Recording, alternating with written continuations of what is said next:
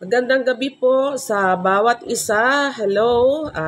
Again, this is Pastora Tess Aquino po para po sa atin pong daily devotions tonight. Kasama po ang salita ng Panginoon at sa atin pong pananalangin para po sa ating ika-45 yugto ng atin pong araw-araw, gabi-gabi na ginagawa natin. Kaya muli, ako po ay nag-aanyaya. Muli nyo kaming samahan, muling pagkaisa. I-share po natin ang page po dito sa Church of the Living Faith para through this ay makapag-share po tayo ng Word of God para po sa mga mahal natin sa buhay, sa mga kakilala natin. Atin pong patuloy na ibahagi ang salita ng Panginoon. At katulad nga po ng ating pong topic, ay sabi dito, ang topic na ating pag-uusapan is about the things that I do to step into and claim victory over the evil schemes of the enemy. Ang mga bagay na aking ginagawa para humakbang pa, magpatuloy, at angkinin ang tagumpay mula doon sa panggugulo, pangninira ng ating kaaway. Kaya tayo po ay muling manalangin para po sa atin pong panalangin ay ang presensya po ng Lord ay sumaatin. Ama, sa oras na ito, patuloy po ako na nagpapasalamat sapagkat Lord, muli, ito po ay magandang pribilehiyo for me and for everybody na nakikinig patuloy sa chatroom na ito, Panginoon. At salamat po sa page po ng CLF dahil Lord, gabi-gabi, Panginoon, ay nakapagbahagi kami ng iyong mga salita at patuloy nga po, Lord, na pangunahan mo kami ng iyong banal na Espiritu, Panginoon, upang ang lahat ng amin pong napag-uusapan ay yamang ang mga salita mo, Panginoon, ay inyo na pong kinasihan, inyo na pong inanoint ng banal mong Espiritu. Kaya, Panginoon, inaangkin ko na ang lahat ng mga katagang ito ay hindi po mawawala ng kabuluhan. Sapagkat, Lord, ang salita mo ay buhay, ang salita mo po, Panginoon, ay siyang ilaw namin na tumatanglaw at patuloy na gumagabay at nagbibigay sa amin ng lakas. Salamat po ng maraming sa iyong pangunguna at sa patuloy, Lord, na paggamit mo ng mga salitang ito para, Panginoon, palakasin ang mga kapatiran at ganoon din, Lord, ang mga nanunood sa videong ito, Panginoon. Salamat po. Ikaw ang mapupurihan, ikaw ang maparangalan, Ama, at patuloy mo dakilain ang pangalan mo sa pamamagitan ng pagbahagi ng iyong mga salita at sa paggamit mo ng iyong abang lingkod. Ito po ang aming samot dalangin, Ama, sa pangalan po ng Panginoong Jesucristo. Amen. Talagang ang buhay natin ay maraming battle. Marami tayong dapat na ipunyagi sa bawat araw na ang labanan ay laging nandyan. Ako personally, bilang nanay, bilang lola, bilang pastora, bilang lingkod ng Panginoon na nagbabahagi ng kanyang mga salita, hindi lamang sa loob ng iglesia, kundi maging sa labas. Kaya ang lahat ng mga kilos at gawin natin, ito ay paghakbang na merong kasamang labanan. Kaya napakahalaga na sa bawat hakbang natin nandoon ang pagsusumikap para itong mga bagay na ito ay mapagtagumpayan natin at angkinin natin ang tagumpay dahil ang sabi nga ng salita ng Panginoon, no, ang dyablo ay kung ang Panginoon 24/7 ay hindi natutulog, ganun din ang dyablo. Sabi niya sa John chapter 10 verse 10 ay naparito ang magnanakaw o ang dyablo para mangwasak, manira at pumatay. Diba?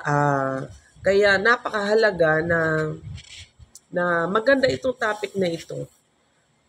At maraming mga, sabi nga, ano ang mga bagay na dapat nating gawin para ating mapagtagumpayan ang gawa ng kaaway sa ating buhay? At ano ang dapat nating gawin para angkinin natin ang tagumpay laban sa scheme ng kaaway na ito? So naniniwala ako sa una, syempre, wala tayong ibang weapon eh. Sa mga mananampalataya, alam natin yan na ang pinakapagkain natin ay walang iba kundi ang salita ng Panginoon. Dahil sabi sa aklat ng Efeso chapter 6, sabi doon ay we are not against flesh and blood. Ang kalaban natin ay hindi tao, hindi ang sinuman, kundi ang kalaban natin ay walang iba maliban doon sa mga namumuno, maliban doon sa mga may kapangyarihan.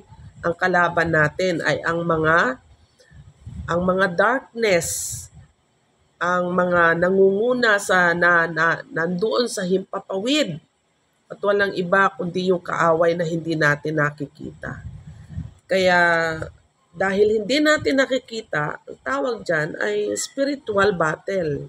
Pag sinabing spiritual, hindi yan magagapi sa pamamagitan ng sarili nating pagsusumikap.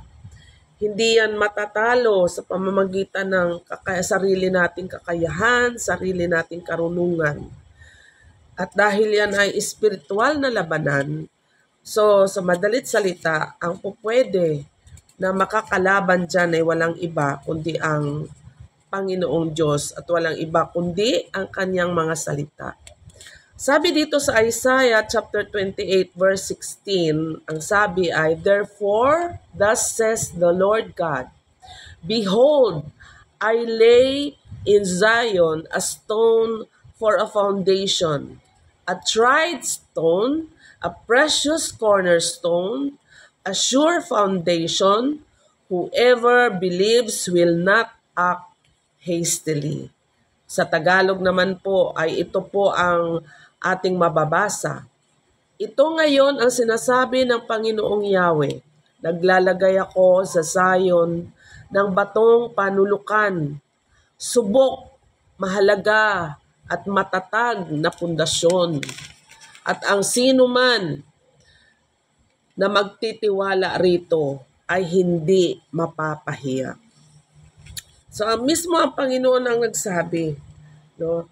Ang sino man, ang Diyos ang nagsalita. Sabi niya, naglagay ako sa Zion. No? Ang Zion, kapag sinabi natin sa Zion, sa kultura ng mga Israelita, ay sa literal, pag sila ay naglagay ng isang, sabihin na natin, ng isang temple, ay talaga pong nilalatagan yan ng bato, na hindi pa naman uso ang semento noong araw.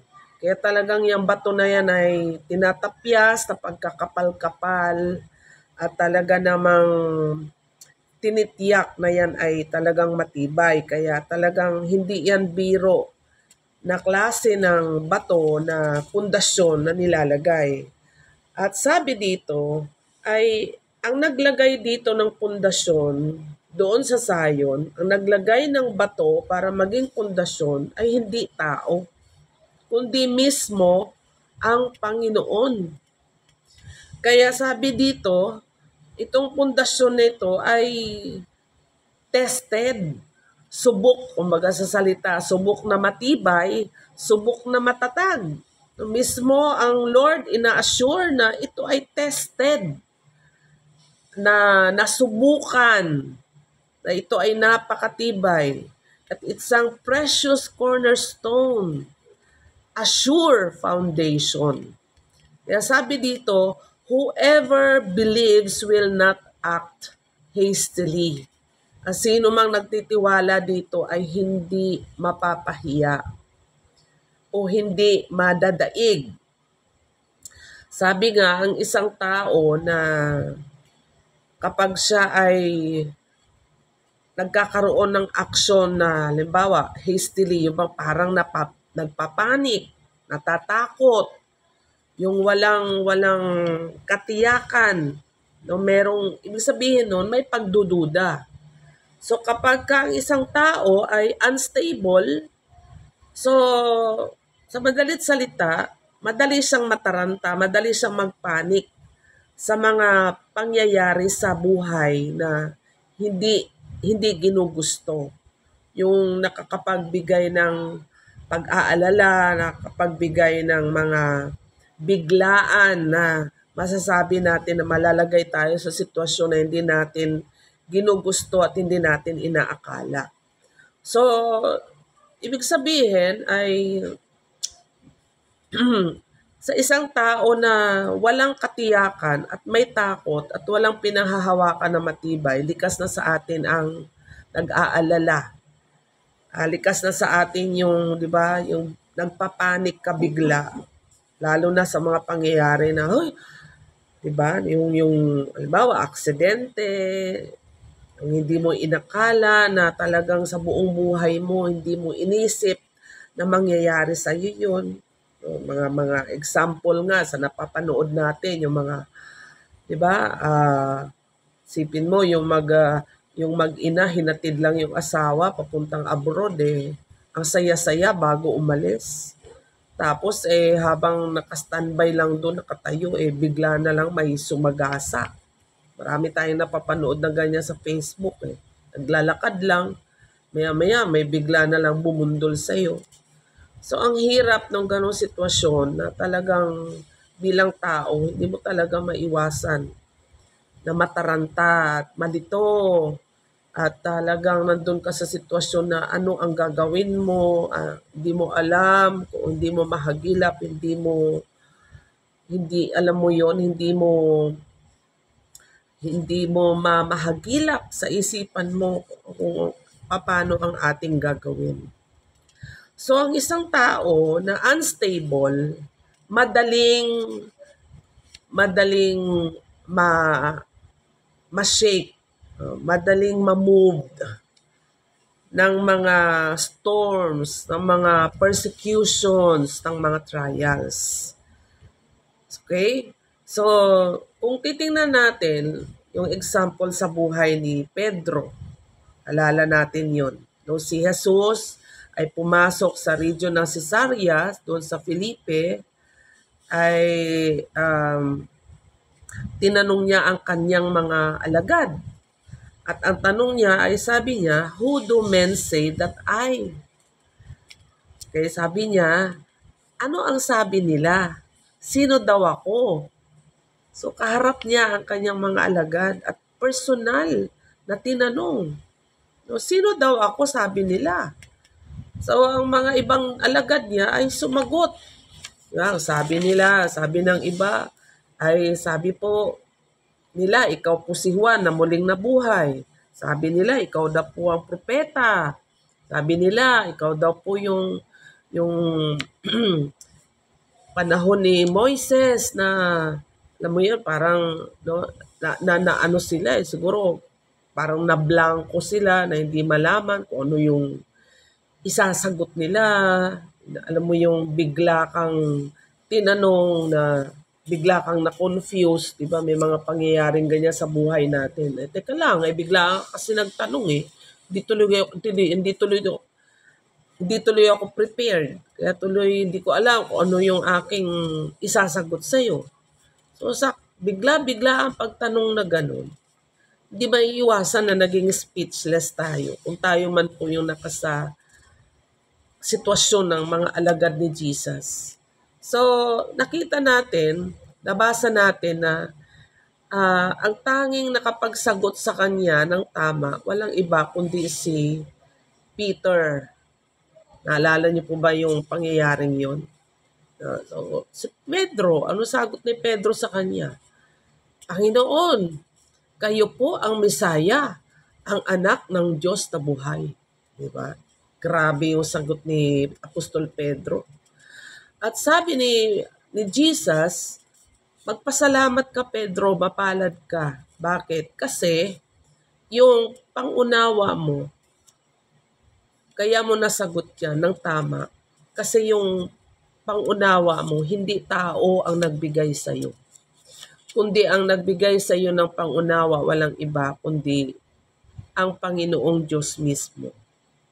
Kaya ganun din po, na yung bang katulad ng mga alagad na gusto ni Jesus na itong mga alagad niya na ito ay talagang mahalukay ng husto ang laman talaga ng kanilang mga puso, na gustong halukayin ni Jesus na nasaan ba akong parte ng puso ninyo? Yung saang bahagi ng puso ninyo, nandidiyan ako. Parang ganun. Kaya bigla silang personal na tinanong, di ba? Na yun ang gusto ng Panginoon sa atin. Na yung po bang, sabi nga kanina, yung pundasyon, dapat naunawaan natin na mismo ang Diyos ang naglagay ng pundasyon. At nagbigay siya ng assurance na ang sino man na umaasa dito at maniniwala dito ay tiyak na hindi mapapahiya. At bakit hindi mapapahiya? Kasi ang naglagay hindi tao, kundi mismo yung Diyos. So itong pundasyon na ito, alam natin na walang iba kundi ang salita ng Panginoon. Yung mga napapakinggan natin na nauunawaan natin, yung mga salita ng Diyos na tumatama sa puso natin, na hindi lang tayo nakarely doon sa mga sabi-sabi ng ibang tao, na hindi lang tayo nagsasalita about kay Jesus kasi narinig natin from the other people, o kaya narinig natin sa speaker, sa sermon ng pastor, o kaya narinig natin sa iba na nagsalita ng ganito, ganyan. O kaya nabasa natin sa Google, o kaya nung, alam mo yon yung yung nandun yung speculation ng iba na sa halip na itong salita na ito dapat ay ito yung nabuo na-establish na sa sarili nating puso kung sino talaga si Jesus. Ito yung tipo na yung bang binabasa natin from the Word of God ay talaga bang nagsasalita sa atin, humihipo ba ng puso natin, o hanggang head knowledge lang ba siya? Kasi problema, no, sometimes, di ba, kapag halimbawa sa congregation, nagsasalita ang isang pastor. So, ang tanong doon ay, ito ba mga napapakinggan natin, praise God, may mga nagtitake notes, ba? May mga talagang nagsusulat, maganda po yun. Pero mahalaga na habang tayo nakikinig ay merong word of God na nag-strike sa atin, na talaga humipo ng puso natin. At kapag ito ay humipo ng puso natin, ang tawag po dyan, ito po yung boses ng Diyos na nagsasalita sa atin, na ginagamit ang pastor para tayo po ay palakasin. So yun po ang pinakamahalaga, na kasi alam nyo po mga kapatid, kapag tayo ay busy sa pag-take notes, di ba? Kaya talagang ginajot down natin ang mga sinasabi ng lingkod ng Panginoon, ay hindi naman po yan masama. Kaya lang, maging mapagbantay tayo kasi baka mamaya puro head knowledge lang yung napuposes natin. Kasi sabi nga, kapag head knowledge daw yan, dalawang bagay ang nangyayari.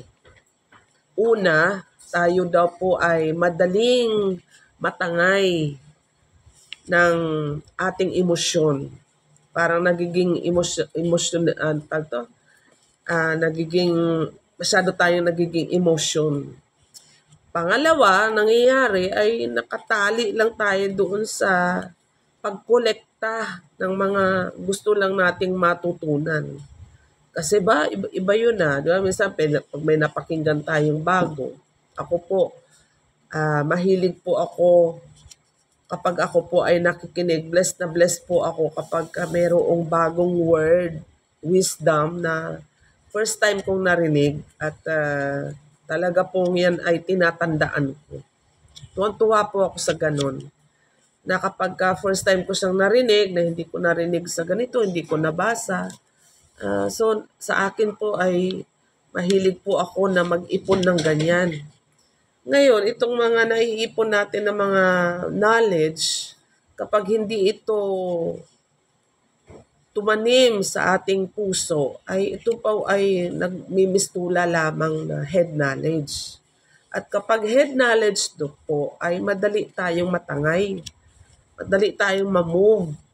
Kasi hindi po yan tumatanim sa kaibuturan ng ating mga puso. So, kinakailangan, itong mga salita pong ito, talagang kailangan ay sumiksik sa pinakamalalim na parte ng ating puso. Hindi lang po yung basta nag-memorize tayo ng verse, hindi lang po basta na nagbasa tayo ng Bible, kundi talagang tumimo sa puso natin. Kasi itong mga salita na ito, kapag ito po ay tumimo sa puso natin, ito po yung salita ng Diyos na nangungusap para sa atin. At dito po, sinasabi ni Jesus kay Pedro na ang pagkaunawa mo, hindi yan bigay sa iyo ng tao, kundi nagbigay sa iyo diyan walang iba kundi ang Panginoon.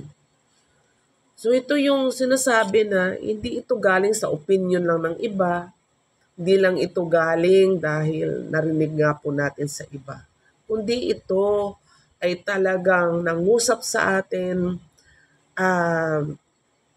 na ang parabang habang nagsasalita yung pastor, habang nagbabasa tayo ng Word of God, ay parabang alam mo yon, yung parang nag-illuminate yung Word of God sa puso natin. Kasi po, kapag hindi po ganito ang mangyayari, ang nangyayari po, mababaw ang pagtanim ng Word of God sa atin. At dahil mababaw, wala pong pagbabago na mangyayari. So pag walang pagbabago, parang walang iniwan doon sa halaman na dilig ka lang ng dilig. Pero ilang taon mo nang inaalagaan, ilang taon mo nang binubungkal, dinidiligan, pero hindi nag-grow at hindi namumunga, hindi namumulaklak. Alam niyo po, pagka ako po mahilig sa halaman eh. So, may mga halaman na ako, nasabi ko na yan before, na parang naggubat lang ng gubat. Alam ko to namumulaklak dati, pero later ayaw nang mamulaklak kahit anong gawin ko. Siguro dahil nga yung lupa hindi na talaga maganda. Dahil nga kasi nasa paso lang. At minsan punong-puno na sila ng root. Wala na talagang natitirang lupa. Minsan nakakatamad din kasi magpalit ng paso. Nakakatamad din magbunot para i-replant mo uli kasi nakakapagod, mainit, lalo na pag nagkakaedad ka. Para bang gusto mo na lang na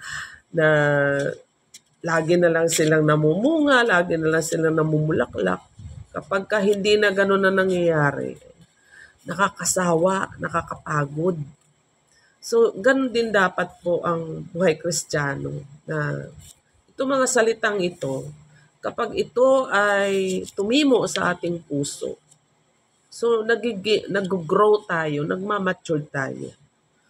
So, alam natin na anumang mga halaman, anumang mga puno, kapag hindi pa malalim ang kanilang ugat, pagka dumating ang baha, pag dumating ang malakas na hangin o bagyo, ay may tendency na ito ay maputol, lalo na kapag ang sanga niya is manipis, maliit. So madali siyang maputol. Unlike yung kapag ang sanga niya ay matured na, tapos ang kanyang ugat ay malalim na nakatanim doon sa ilalim ng lupa, kahit anong bagyo, kahit anong malakas na hangin, hindi yan basta-basta nabubunot o nabubuwal. Kaya, yun po. At ito po yung isang paraan na paano tayo makakapag-declare, makapag-proclaim, makapag-angkin, makapag-ako o angkinin ang katagumpayan, ay kinakailangan mag-mature tayo sa pamamagitan ng mga salita ng Panginoon na nakatanim sa atin pong mga puso. Dahil sabi, alam niyo po, no, anuman ang matutunan natin mula sa presensya ng Panginoon, ay hindi po natin matututunan yan mula sa sino mang tao. Pero kapag ang presensya ng Panginoon ang siyang nangusap po sa atin sa pamamagitan ng kanyang mga salita na talagang nahasik sa ating mga puso, ito pong mga salitang ito ay talaga pong makakapagbigay sa atin ng tagumpay laban sa dikta ng kaaway. Kapag nakaranas tayo ng matinding pagsubok, itong salita ng Panginoon na ito na nangusap sa atin ay hindi pa nababago yung sitwasyon. Nandyan pa tayo sa gitna ng pagsubok. Pero kapag ang Diyos ang nangusap sa atin, ang kagulumihanan, kaguluhan, kabigatan, napapalitan ng kagaanan. Ang kagulumihanan, napapalitan ng kapayapaan. Ang kalungkutan, napapalitan ng pag-asa. Ang, ano tawag dito? Yung lungkot mo ay napapalitan ng napapayapa ka, na inaaliw ka ng Panginoon. Yan po ang buhay na pagkilos ng Diyos. So bagamat nandun ka sa gitna pa ng problema na hindi ka pa nakakaalis dyan, pero kaya kang itaguyod ng Diyos para itong problema na ito ay para magmistulang lupa o putik na iangat tayo ng Diyos, at ang mangyayari na lang ay nasa ilalim na lang ng paa natin itong mga suliranin na ito na natatanaw na lang natin, tinitingnan na lang natin. Pero meron na tayong kagaanan na nararamdaman. Yun po. Kasi talagang spiritual battle po yan, mga kapatid. So, meron po akong nabasa na sabi nga, ang pinakamatinding problema kasi ng mundo ay mostly ng mga tao sa mundo ay hindi alam ang Biblia. Kung alam man ang Biblia ay hindi naman ganun kahalaga talaga sa kanila. Bakit? Kasi ang tingin nila, yun daw Biblia ay para lang sa mga eksperto, para lang daw sa mga minister ng Lord yan. Yung iba ay pagka hindi na naiintindihan ay wala nang ka-effort para ito ay pagsumikapan na alamin at basahin. Ang iba naman, ang pananaw sa Biblia ay para lang sa mga pastor. Ang iba naman, ang pananaw sa Biblia ay minsan ang ganda-ganda ng simula, maganang-magana, pero pagdating doon sa ano ba naman to? Ba't puro pangalan naman itong nababasa ko? Puro numero. Nakakawalan na ng gana.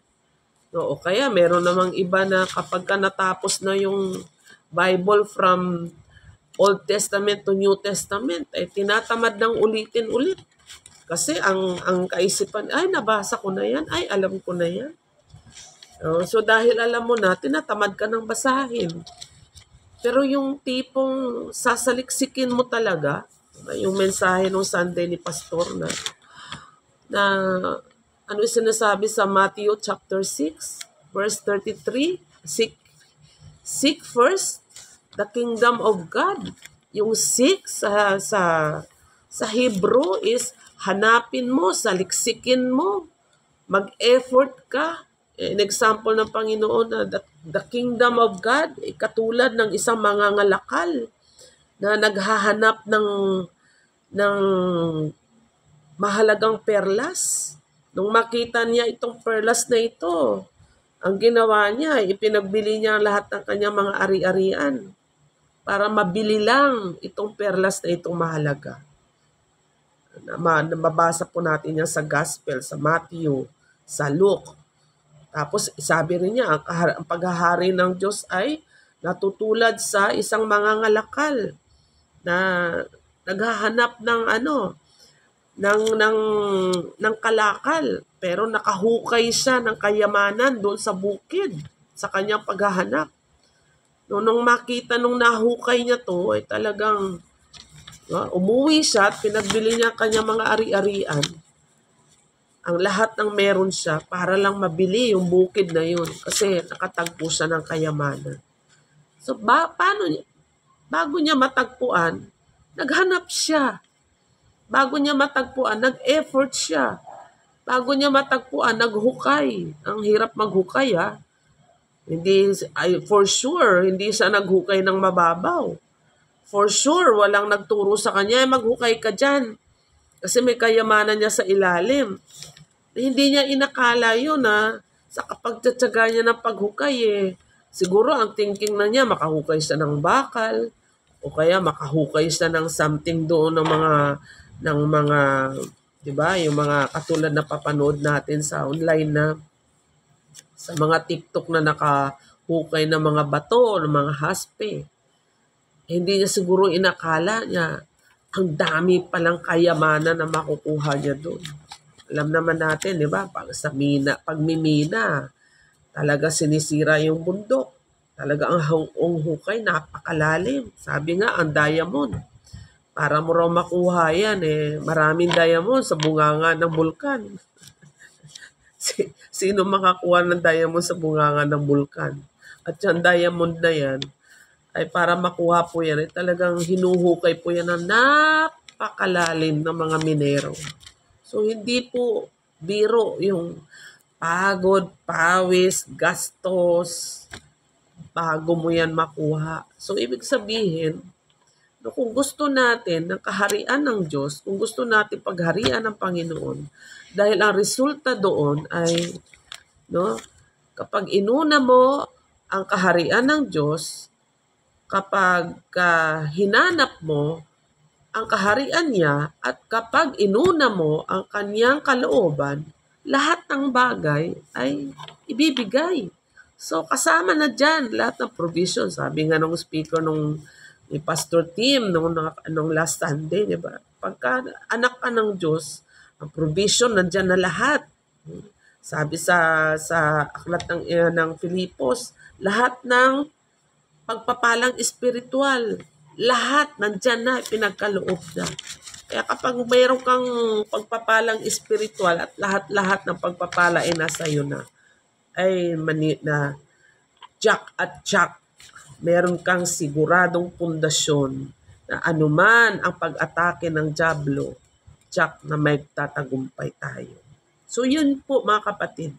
So sa buhay ko, every day may battle. Maraming battle na kinakailangan pa rin mapagtagumpayan araw-araw. Kasi hanggat buhay tayo sa mundong to, hindi yan natatapos. Bawat araw may battle. Kaya ako personally, ano pa yung mga bagay na dapat kong ipanalangin sa Panginoon para ito ay mapagtagumpayan ko? Marami. Kasi yung tagumpay ko nung nakaraang taon, ang tagumpay ko nung nakaraang linggo, ang tagumpay ko nung nakaraang buwan, ay tapos na yun. Meron akong battle na kinakailangan na pagtagumpayan bawat araw. At sa bawat hakbang, nandiyan yan. Hindi pa naman tayo immortal. Wala pa naman tayo sa heaven. So hanggat nandito tayo sa mundo na ito, ang battle palagi ay nandoon. Kaya sa akin, sa sarili ko, ano yung battle na ano yung tawag, ano yung sabi doon? Ano pa yung kinakailangan mong mapagtagumpayan sa sarili mo? Ano yung mga bagay na kailangan mong mapagtagumpayan? Marami po. Ang pagiging nanay, ang pagiging lola, ang pagiging lingkod ng Panginoon, ang pagiging pastora, ang pagiging minister ng God, at higit sa lahat, ang pagiging anak ng Diyos. Daily, may battle. Pero inassure tayo ng Panginoon, ang sabi niya, ako ang naglalagay ng pundasyon. Ang sabi ng Panginoon sa Aklat ng Korinto, hindi espiritu ng takot ang ibinigay ko sa iyo, kundi ang espiritu ng pagiging anak. John chapter 1 verse 12, because we believe in Jesus Christ, we are the daughters, we are the son of God, and we have the Father. At ang Diyos natin mismo ang naglagay ng pundasyon. Kaya sabi sa Aklat ng Hebrew, ano dapat natin ikatakot? Kung ang Diyos ay kasama natin, wala tayong dapat katakutan dahil walang sino man ang makakakalaban sa atin dahil ang Diyos ang kasama natin. Kaya yan lang po mga kapatid. Tiyakin natin na ang salita ng Diyos ay sumasa atin. Kanina lang napakinggan ko, narinig ko sa TikTok. Ito po ay science, ano tawag dito, napatunayan ng mismo sa science na pag-aralan. Nasabi doon, ang sino man na nagbabasa ng Bible ay 40%, 37%, 50% nababawasan ang galit, nababawasan ang anxiety, nababawasan ang bigat. No, yung kawalan ng pag-asa ay nagkakaroon ng pag-asa. Ano yung ginawa? Nagbasa ng Biblia. Kaya kababayan, mga kapatid, at nanonood ngayon, kung wala ka pang Bible, bumili ka ng Bible. Pag hindi mo pa alam ang Bible, basahin mo ang Bible dahil ang Biblia ay love letter ng Lord. Diyan, mangungusap sa atin ang Panginoon. Bumili tayo ng Biblia. Maraming translation diyan. Basahin po natin. Sabi nga, aanhin daw, marami daw ang mga graduate, mga professional, ang mga doctors, mga abogado, ang mga matataas, ang mga kurso.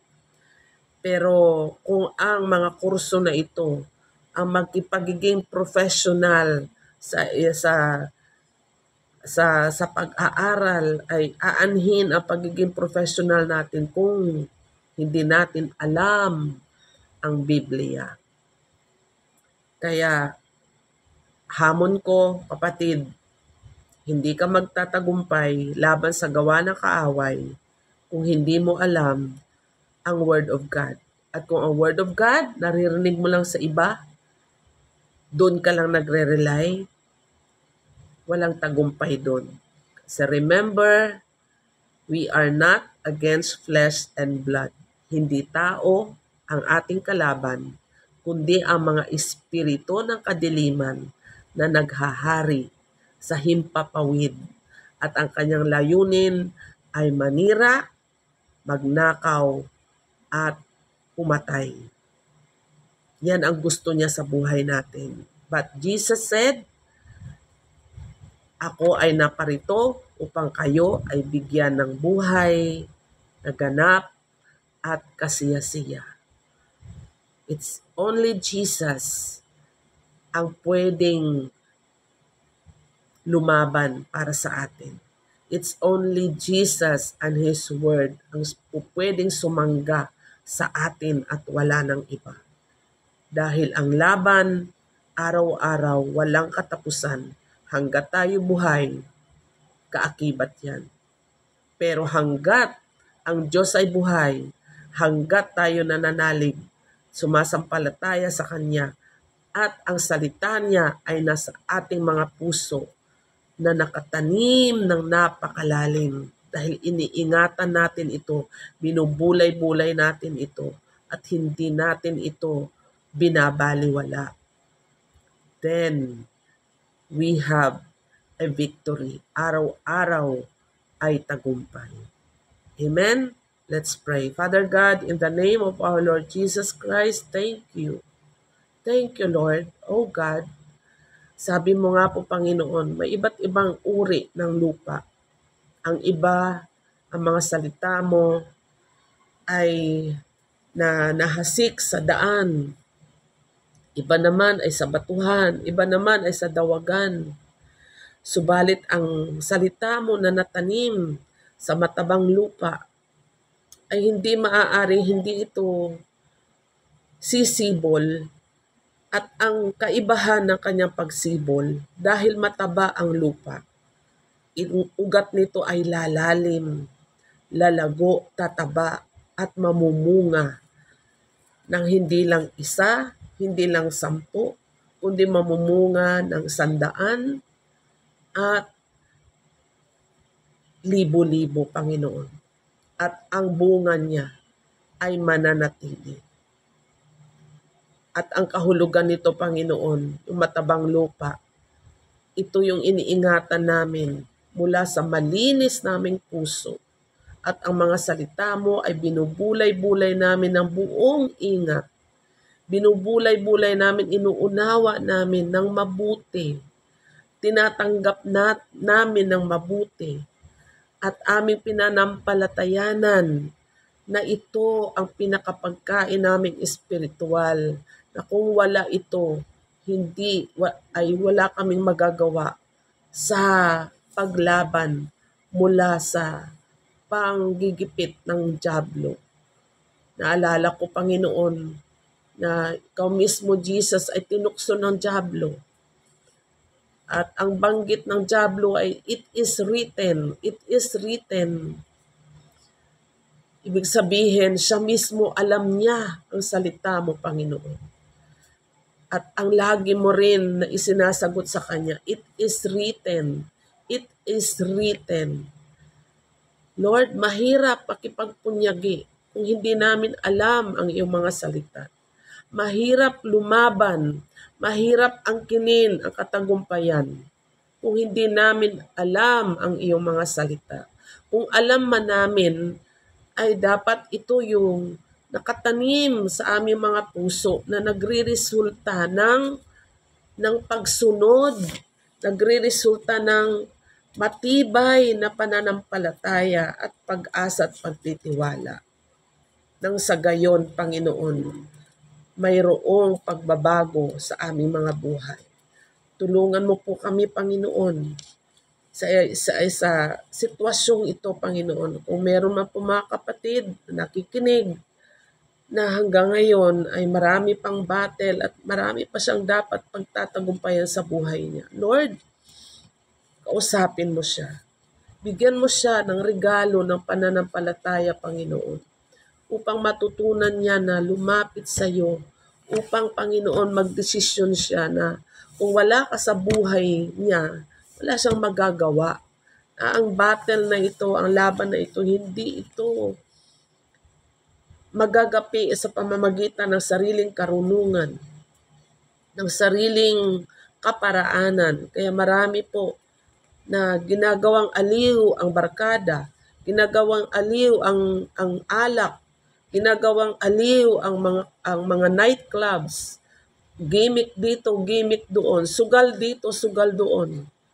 Dahil kasi hinahanap ang katahimikan, hinahanap ang pansamantala na makalimutan ang mga problema, ang mga trials. Kaya kung ano-anong mga bisyo ang pinapasok at nakakalungkot man, may iba ay talagang nalulung na sa droga at iba ay nagtitake na ng iba-ibang mga sari-saring mga gamot, mga pills para lamang makalimot sa maraming problema. Pero ang totoo, Panginoon, ang sikreto lang na kinakailangan naming malaman, yung salita mo, Panginoon, dahil ikaw mismo nagsabi, Panginoong Jesus, na ikaw ang ilaw Ikaw ang liwanag at ang sino man na lumalakad sa iyo, hindi na kailanman lalakad sa kadiliman.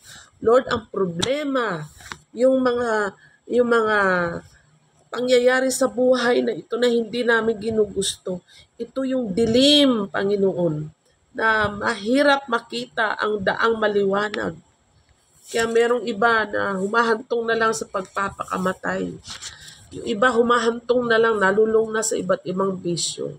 Kasi doon hinahanap yung solusyon sa problema na kapag ka natapos yung paglasing, ay ito na naman, bumabalik na naman ang problema. Natapos yung kasiyahan pansamantala, andun na naman. Kasi nga, ang pundasyon buhangin. Dahil kasi umaasa sa gawa ng tao, umaasa sa, ang security kasi ay akala makukuha sa alak, akala makukuha sa sugal, sa kasino, akala makukuha sa bisyo, babae, pansamantalang aliw, na ang nagiging resulta lang, mas lalong nagiging worse ang buhay. Nasisira ang kinabukasan, lalong nagugulo ang relasyon ng pamilya, ng mag-asawa. Ang kawawa ay ang mga anak na nagsasakripisyo. Pati ang mga kabuhayan na apektuhan dahil sa sugal dito, sugal doon, na hindi talaga nakakatulong. Lord, ang salita mo ay buhay. At sabi mo nga po, Panginoon, ang kapayapaan na dulot mo ay hindi katulad ng kapayapaan na bigay ng mundo. Ang kagalakan na bigay mo, hindi kagalakan na bigay ng mundo. Ang bigay ng mundo, Panginoon, alak, babae, sugal, bisyo, yun ang mundo. Sabi mo nga po, wag namin ibigin ang mundong ito.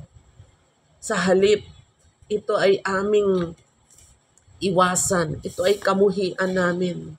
Kasi sino man nagmamahal dito, masisira ang buhay. Subalit ikaw, Lord, sabi mo, naparito ka para bigyan kami ng buhay na ganap at kasiyasiya. Lord, ako mismo, proven ko yan. Nung nakaranas ako ng matinding pagsubok, Panginoon, akala ko noon wala nang pag-asa. Akala ko noon wala na. Akala ko noon ay wala na kaming hindi na ito makakahantong sa amin na makabangon kami muli. Pero nung ako'y lumapit sa iyo, nanalangin ako, umiyak ako, dinulog ko sa iyo lahat, pinagkatiwala ako sa iyo lahat. Lord, binangon mo ako. Binigyan mo ako ng kapayapaan. Ibinalik mo yung pag-asa ko. Inassure mo sa akin ng lahat ng ninakaw ng kaaway, ibabalik mo ng 100 folds. Inassure mo sa akin na mapalad ako dahil ikaw ang Diyos na kinikilala ko. At inassure mo sa akin na kahit saan ako paroroon, kahit hanggang sa dulo ng karagatan, sasamahan mo ako. Lord, cliname ko yun. Kaya sa pagkatapos kong mabasa ang salita mo yun sa Isaiah 41 and 42, gumaan bigla ang naramdaman ko. Nahawi ang gawa ng dyablo na ako ay sinira, winasak ng ilang gabi na hindi pagkakatulog, ilang gabi na hindi makakain, ilang gabi na hindi makainom kasi ang lasa ng tubig ay mapait. Walang ganang kumain, hindi makatulog. Kasi paulit-ulit na pinupuno ng disappointment, pinupuno ng discouragement ang utak ko. Kaya wala na akong ginawa kundi umiyak. Kasi hopeless. Pero nung lumapit ako sa iyo, Panginoon, binangon mo ako. And Lord, matagal na po yun. That is 2004 na nangyari yon sa akin. Mula noon hanggang ngayon, Lord, naranasan ko ang pagbangon mo. At yung pinangako mo na yun sa amin, ang lahat ng ninakaw na kaaway, babalik mo ng 100-folds. Since 2004, Lord, until now, inaani ko ang pangako mong yun. Kaya I pray, Lord, sa mga nakikinig dito, patunayan mo sa kanya, totoo ka. Patunayan mo, totoo ang iyong mga salita. And even, Lord, ang pangako mo sa amin pong bansa, bansang Pilipinas, Lord, naniniwala kami dahil maraming mananampalataya ang nananalangin sa bansang ito. Lord, ang bansang Pilipinas, lilingapin mo. Aarugain mo, Panginoon. Dahil, Lord, may mga anak ka na may concern at nagmamahal sa bansang ito. At yun po ang nais mo. Matuto kaming magmahal, matuto kaming maging mahabagin kami. Kaya ang bansa namin, Panginoon, hindi totoo ang mga spekulasyon ng mga tao na ito'y walang pag-asa. May pag-asa ito, Panginoon, sapagkat, Lord, kapag ikaw ang kumilos, kapag ikaw ang nagmalasakit, sabi nga kanina sa binasa namin, Isaiah 28 verse 16, sino mang mananalig dito, hindi mapapahiya. Kaya Lord, sa iyo namin nilalapit ang aming bansa at sa iyo kami umaasa. Lingapin mo po ang bansang Pilipinas mula Luzon, Visayas at Mindanao. Ang mga parating na season ng mga bagyo, Lord, we pray, shield, Lord, lahat ng mga isla, lahat ng mga kapuluan ng Pilipinas, kasama ang Luzon, Lord. Itago mo kami sa ilalim ng iyong pakpak, Lord. Pang anumang mga malalakas na bagyo, hindi ito magpatuloy. Even, Lord, yung the big one na banta. In the name of Jesus. Maging Panginoon sa Church of the Living Faith, kabilang ng mga iglesia sa lahat ng sulok ng mundo na nananalig sa Diyos Ama, Diyos Anak at Diyos Espiritu Santo. Kabilang po ang CLF, Lord, Bukawi, Nabotas, Payapa, Batangas, Talahiban First, at Talahiban the Second. Kasama po ang Malabon, sa Newgan, O God, even Lord sa extension ng ng San Siangco, extension doon sa Umboy Pilapil, O God, at ang parating na Valenzuela CLF, at even Lord yung BTS na gagawin ng kabataan sa Newgan Elementary School, at ang pagbukas ng principal ng slot na mag-share ng iyong mga salita sa grade 6 and grade 4. Lord, we claim the victory in Jesus' name. Help us, God. Guide us. Continue, Lord, to be with us. Salamat po na maraming. Bless our clans, our sons and daughters, our children, the children of our children, and their children, Lord. Ayon sa pangako mo ang nagmamahal sa iyo, pagpapalain mo hanggang sa 1,000,000 salinlahi niya. Lord, O God, we are praying, Father, for every families of your sons and daughters, O God. Kabilang na po ang pamilya ng nakikinig ngayon at nakikiisa sa panalangin na ito. Father God, we believe in your promise, O God. Your promise, Lord, kapag kami nagmagmahal sa iyo, ang amin po mga salinlahi, the children of our children and their children and their children, Lord. Lilingapin mo, iingatan mo, pangangasiwaan mo. You will protect every clan, every generations namin, Panginoon. Thank you, Father God. We entrust to you everything, Lord. Bless my brothers and sisters, aming mga kababayan. Pagpalain mo po ang chatroom na ito at ang lahat palagi nakikiisa sa iyong gawain. Father, this I pray in Jesus' name and by the power of your Holy Spirit. Thank you, God, for answering our prayers. We claim the victory Because all of this we pray in the mighty name of our Lord Jesus Christ. Amen. Amen.